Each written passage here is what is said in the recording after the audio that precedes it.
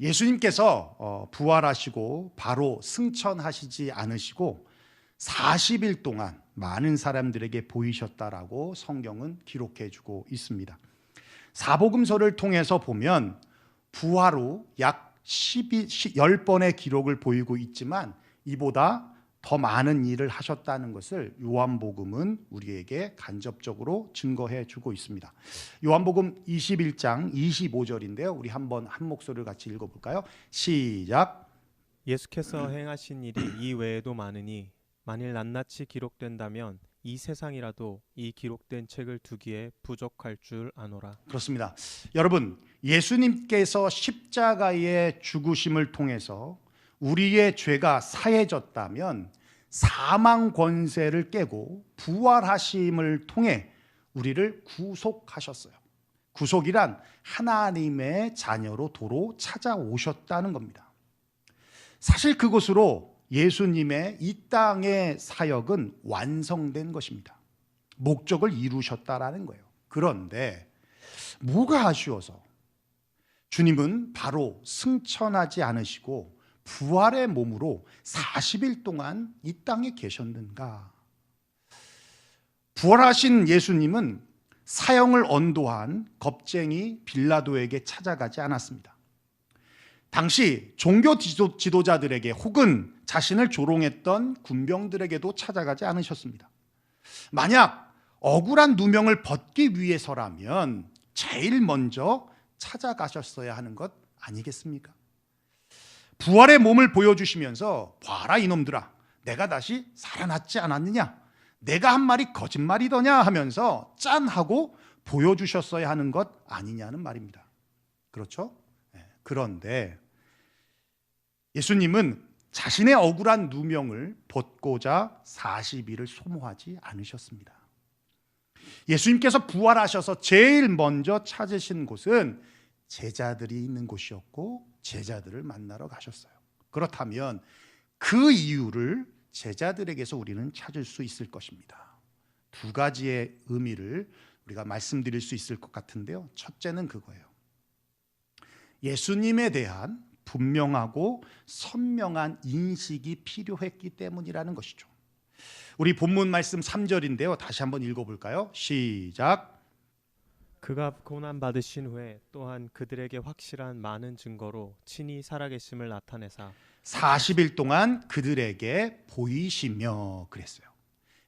제자들이 부활하신 주님을 봤을 때 영으로 생각을 했습니다. 그러자 손과 발을 보여주시면서 영과 살은 뼈가 없지만 나는 있다라고 하시고 더 확실히 하고자 구운 생선 한 토막을 달라 하시며 음식을 드셨습니다.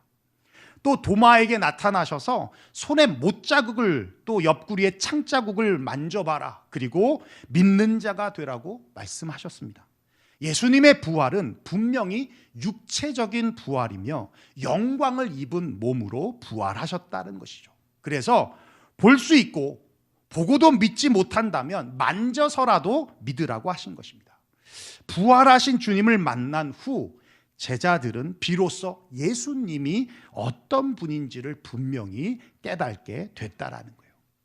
여러분, 3년 동안 따라다녔던 함께했던 제자들이 십자가 앞에서 왜 흩어졌는지 아십니까? 정치적인 예수, 해방자 예수를 바라보고 따랐는데 저항 없이 무력하게 붙잡히는 것을 보고는 많은 실망과 함께 따르던 예수가 죽었으니 다음 타켓은 자신들일 것이라는 생각에 안위에 대한 두려움에서 도망칠 것입니다. 도망쳤을 거예요. 또 아주 중요한 이유인데요. 포로 시대를 거치면서 유대인들에게는 생겨난 신관이 있었어요. 그 신관이 뭐냐면 바로 유일신 하나님에 대한 신관이었습니다. 그들에겐 삼위일체에 대한 개념이 없었어요. 그러니까 예수님의 종교적인 죄목이 뭐예요? 신성모독입니다. 하나님의 아들이 있다니 신이 결혼한단 말이야? 그러면 신에게 아내가 있다는 말인데 말도 안 되는 것이다. 그러니 인간이 하나님일 수도 없고 하나님의 아들은 더더욱 말도 안 된다는 것이죠. 제자들에게도 이런 혼란이 있었다는 것입니다. 설령 제자들이 예수님을 구약에 예언된 메시아라고 믿었다 하더라도 그들에게 메시아에 대한 개념이 하나님의 아들, 즉 하나님 자신이 인간의 모습으로 오신 메시아에 대한 개념이 없었다는 것이죠. 그런 불확신이 십자가 앞에서 흩어지게 된 이유였을 것이라는 겁니다.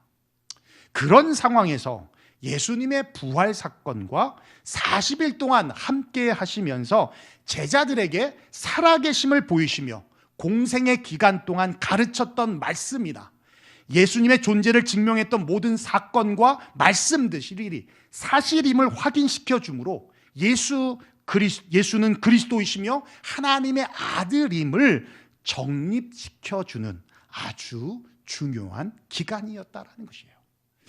이렇게 기독론, 크리스탈로지의 기독론이 확실히 정립되니까 십자가에 죽으셨을 때도 예수님이 안 계셨죠. 부활 후 승천하셔도 예수님은 안 계신 상황입니다. 예수님의 부재는 똑같은 상황인데 십자가 앞에서는 뿔뿔이 흩어졌던 그들이 이제 한 마음으로 한 곳에 모여서 기도하며 약속하신 성령을 기다리고 있더라는 것이죠. 가이사라 빌립보 지방을 지날 때 예수님이 제자들에게 묻습니다. 사람들이 나더러 누구라 하느냐? 더러는 세례요한이라고 하고요, 더러는 엘리야라고 하고요, 더러는 예레미야라고 합니다. 우리가 다 예수를 불러도요, 그 의미는 다를 수 있을 것 같아요. 어떤 이는 인간적인 예수, 랍비적인 예수, 그래서 도덕적이고 바른 인간이 되기 위한 교훈으로 접근합니다. 그러니까 신앙생활도 굉장히 도덕적이고 종교적입니다. 얼마나 거룩한 척을 하는지 모릅니다. 통성기도나 방언과 같은 은사나 성령 체험, 그런 영적인 부분들에 대해서는 부정하는 것을 넘어서 혐오스러운 것으로 생각하기도 합니다. 어떤 이는 예수님은 나의 말을 잘 들어주고 나의 아픈 마음을 위로해주고 치료해 주시는 분이야. 어떤 이는 예수님은 나의 야망을 이루어주는, 나의 꿈을 이루어주는 수단이야. 어떤 이는 예수는 마치 샤머니즘적으로 집에 우환을 막아주고 남편이 잘 되고 아이들을 건강하게 해주고, 그래서 목사인 저에게 목사님 어떤 날 이사 가면 좋겠습니까? 라고 묻는 분도 계십니다. 손 없는 날을 찾고 계시는 거겠죠.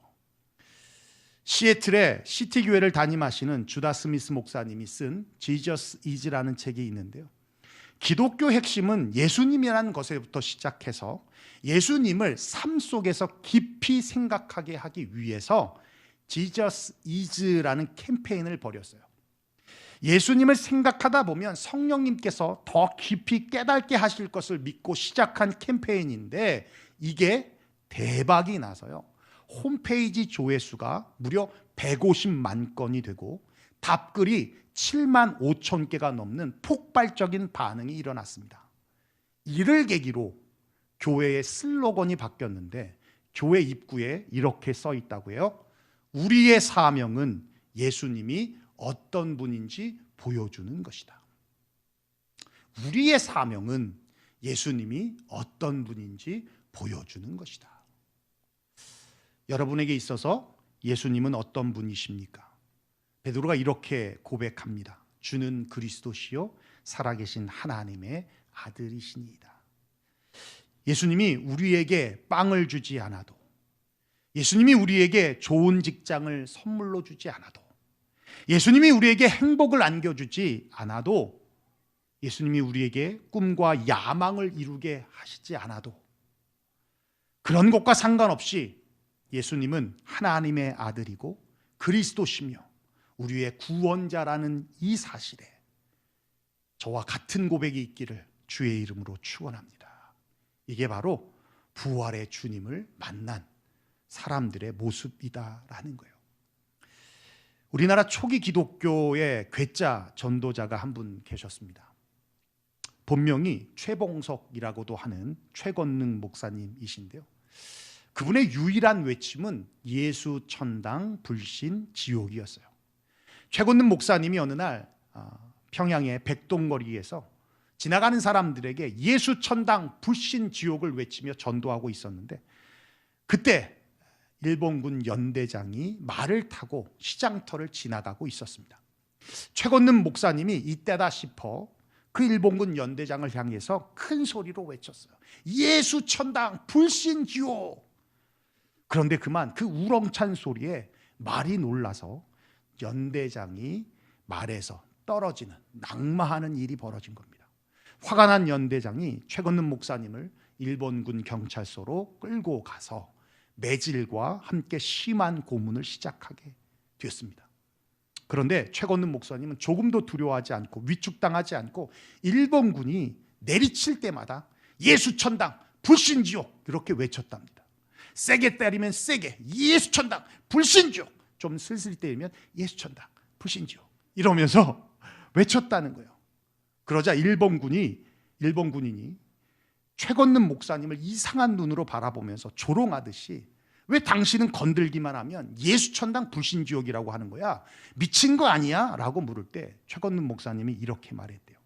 내 속에는 예수님밖에 들어있는 것이 없기 때문에 건들기만 하면 예수님이 나옵니다. 그렇습니다. 여러분, 우리의 뼈에, 마음에 깊이 새겨야 할 문구가 있다면 예수는 그리스도, 예수는 구원자다라는 거예요. 이 모습이 바로 부활의 주님을 만난 자의 모습이더라는 겁니다. 둘째는 그겁니다. 부활 후 40일 동안 이 땅에 계셨던 이유는 하나님의 나라의 일을 말씀하려 했다라는 거예요. 우리 다시 한번 3절 말씀 다시 한번 읽어볼까요? 시작. 그가 고난 받으신 후에 또한 그들에게 확실한 많은 증거로 친히 살아계심을 나타내사 40일 동안 그들에게 보이시며 하나님 나라의 일을 말씀하시니라. 그렇습니다. 부활 이전이나 이후나 오로지 예수님의 주된 관심사는 바로 하나님의 나라, 곧 천국이었습니다. 성경에 보면 이 두 단어가 무려 113회나 기록되었는데, 이것은 예수님만의 관심사가 아니었어요. 부활을 목격한 예수님의 제자들, 곧 사도들이 전한 복음 역시 바로 하나님의 나라였습니다. 하나님의 나라란 바실레이아, 하나님이 통치하시는 나라입니다. 하나님의 나라는 예수라는 칩이 심겨지지 않으면 결코 갈 수 없는 나라이고 올 수 없는 나라입니다. 그러려면 먼저 부활하신 예수님을 전하는 것입니다. 예수님의 칩을 불신자들에게 심어 넣을 때 비로소 하나님의 나라가 임한다라는 거예요.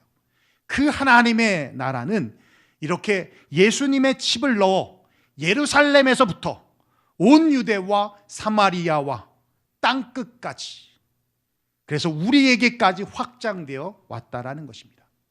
아담이라고 하는 한 사람으로 인하여 인류의 죄가 들어왔고, 예수님이라고 하는 한 분으로 인하여 인류의 모든 죄가 사함받았듯이 한 사람이 중요한 것입니다. 그 한 사람은 멀리 있지 않습니다. 바로 우리 주위에 있습니다. 그 한 사람을 변화시키기 위하여 유대인으로서 남자이지만 사마리아 길로 가시고 우물가의 여인을 만나셨던 것처럼 우리 주변에 한 사람을 변화시키는 것이 얼마나 중요한지 모릅니다. 우리가 영상으로도 본 내용이기도 한데요, 보스턴의 구두가게 점원으로 일했던 무디라고 하는 어린 소년에게 그리스도를 전했습니다. 그리고 그를 교회로 인도했습니다. 그 무디가 목사님이 되어서 미국의 3차 대각성 운동을 이끈 전도자가 되어 영국의 찰스 스퍼천, 캠벨 모간 목사님과 함께 3대 설교자로 불릴 만큼 말씀의 능력이 있는, 그래서 말씀으로 영국을 부흥으로 이끈 메이어 목사님의 가슴에 복음의 불을 일으켰습니다. 그리고 그 메이어는 어느 대학 채플에서 설교를 하던 중 채프먼이라고 하는 학생에게 그리스도의 복음을 전했고, 그 채프먼이 전도자가 되어서 그 유명한 빌리 선데이라고 하는 야구 선수를 복음 사업에 헌신케 했습니다. 어느 날 빌리 선데이는 노스캐롤라이나 샤로트에서 부흥회를 인도했는데 이 부흥회에서 빌리 그레미아라는 젊은이가 복음을 듣게 됐고 예수 그리스도께 자신의 삶을 바쳤습니다. 지금은 고인이 되었지만 빌리 그레이엄 목사님을 통해서 한국을 비롯해 전 세계에 있는 모든 사람들이 예수님을 영접하고 헌신하게 되었어요. 하나님의 나라는 이렇게 확장되어 가는 것입니다. 그렇습니다. 한 사람이 중요합니다. 그 한 사람은 멀리 있지 않습니다. 우리 주위에, 우리 곁에, 우리 옆에 있습니다. 근데 여러분, 그 무디에게 복음을 전한 분이 누군지 아십니까? 평범한 성도였으며 무디의 이웃이었던 주일학교 교사로 섬기고 있던 킴벌리라고 하는 여인이었어요. 여러분, 그렇습니다.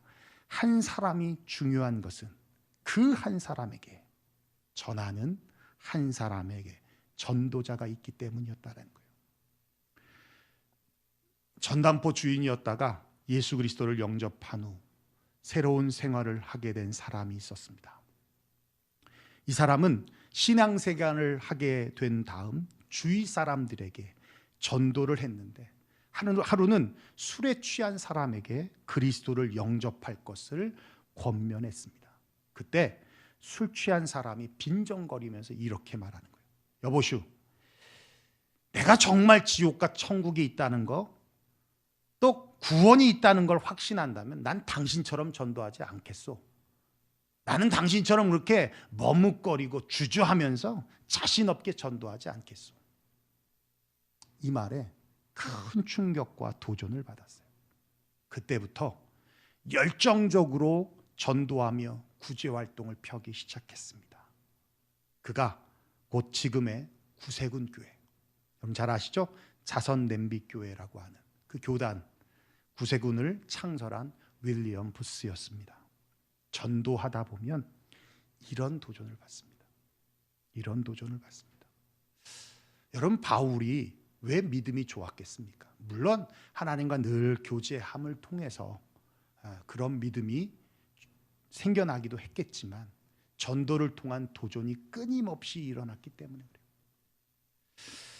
여러분도 전도 나가보면 아시겠지만 거룩한 도전들이 일어납니다. 그 거룩한 도전들을 통해서 하나님의 사람으로 변화되어 가는 것이죠. 여러분, 윌리엄 부스만 있는 게 아닙니다. 우리 교회도 전도로 인생이 바뀐 사람이 있습니다. 누군지 아시죠? 모르세요? 선교부장님. 선교부장. 우리 교회 선교부장님 누구신지 아시죠? 윤성 집사요. 윤성 집사. 사실 우리가 100번지 이전 잉그루드로 이사 갈 때 인테리어 했던 거 기억하시죠? 그때 참 얘기 많이 했어요. 야, 전기 라이센스 따면 정말 괜찮은데, 그때 한인 사회에서는 전기 라이센스 갖고 있는 분이 5분도 안 됩니다. 근데 그때 한 얘기가 뭐였냐면 윤성 집사에게 전기 해보라고 그랬더니 우리 그 유정이한테도 그랬었죠? 그 얘기 기억나세요? 유정이한테도 나중에 건축사 되면 뭐 공무원으로 일하면, 그죠? 그런 것처럼 뭐 시티에서 일하거나 그래도요, 라이센스 갖고 있으면 인스펙터로 일해도 아유 좋죠, 나쁘지 않죠. 근데 한 얘기가 뭐냐면, 에휴, 나는 이제 나이가 많아요. 나이가 많죠. 그때 뭐 나이가 많았죠. 벌써 고등학교를 졸업한 지가 언젠데. 그랬는데 지난번 우리가 라바오로 선교 갔을 때, 그때 집수리 하는 일로 갔잖아요. 대단한 일도 아니었어요. 전구 가는 일이었나? 뭐 그런 별거 아닌 일이었는데, 그 갈 때 거기 라바오 그 집주인이 그러더라고요. 라이센스 있냐고. 전기 가는데 무슨 라이센스가 필요합니까? 근데 그 말이 꽂힌 거예요. 열받은 거예요. 그래서 내가 라이센스 따고 만다. 그래서 시작한 거예요. 인생이 바뀌었습니다. 그 라이센스 따서 선교하겠다는 거예요. 그 라이센스 따서 당당하게 전구 바꾸겠다는 거예요. 인생이 바뀐 거예요. 귀하게 쓰일 것입니다. 전도 폭발이라고 하는 전도 훈련 방법을 만든 제임스 케네디 목사님이 있습니다. 예. 저도 전도 폭발 훈련을 받았고, 저도 전도 폭발 훈련으로 전도 참 많이 했습니다만, 우리 유용교회 성도님들에게도 이 전도 폭발 훈련을 함께 나눌 계획을 갖고 있습니다. 이 전도 폭발 훈련법을 만들게 된 계기가 있는데요. 한 번은 고급 레스토랑에 갔었는데 이 서빙 보는 여종 얼굴이 좋아 보이지 않더라는 거예요. 그래서 성령님이 마음속에서 전도하라고 계속 말씀하시는데, 아니 이런 고급 레스토랑에서까지 무슨 전도냐 하며 거절을 했답니다. 그리고는 그 식당에서 식사를 마치고 나왔는데 잠시 후 레스토랑에서 총소리가 난 거예요. 사람들이 몰려들었습니다. 그래서 목사님도 한번 그곳으로 갔는데 여종업원이 권총으로 자신을 쐈던 거예요. 그 순간, 그 사실을 안 순간 목사님은 부들부들 떨기 시작했습니다. 어쩜 성령에 순종해서 복음을 전했다면 자살하지 않을 수도 있었을 텐데, 그 여자에게는 내가 마지막 기회였다. 자책과 생각에 며칠 잠을 못 이뤘고, 에스겔서 3장 18절 말씀이 자꾸 떠오르라는 거예요. 핏값을 내 손에서 찾겠다. 핏값을 내 손에서 찾겠다. 그 후 속죄하는 마음으로 생명 걸고 전도에 집중한 것이 전도 폭발이라고 하는 전도 방법을 만들어낸 계기라고 간증을 합니다. 지금 전하는 전도가 누구에게는 마지막 기회일 수 있다는 거, 우리가 잊지 말아야 할 것입니다. 아니, 그런 마음으로 우리가 전도를 해야 할 줄로 믿습니다. 40일 후, 부활 후 40일의 의미는 예수님의 광야 시험인 40일, 모세의 40년, 이스라엘 백성의 광야 40년, 이스라엘 백성의 이집트 노예로 있던 400년보다 굉장히 더 큰 중요한 의미를 갖습니다. 그 40일을 통해서 제자들은 부활하신 주님을 분명하고도 선명하게 알았고, 또 하나님의 나라의 일을 기대하며 기다렸던 것입니다. 여러분들에게 예수님은 어떤 분이십니까?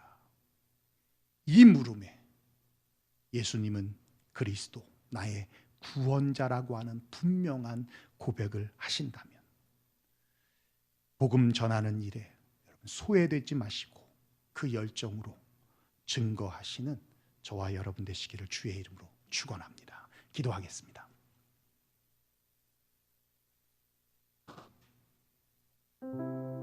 네, 오늘 말씀 들은 대로 우리 함께 기도했으면 좋겠습니다. 여러분 심령 가운데 이런 질문이 다시 한번 던져졌으면 좋겠습니다. 나에게 예수님이란, 물론 예수님이 우리에게 위로도 주시고 힘도 주시고 능력도 주시며 또 우리에게 소원하는 마음을 주셔서 그것을 이루어 주시기도 하십니다. 그걸 부정하는 것이 아닙니다. 그러나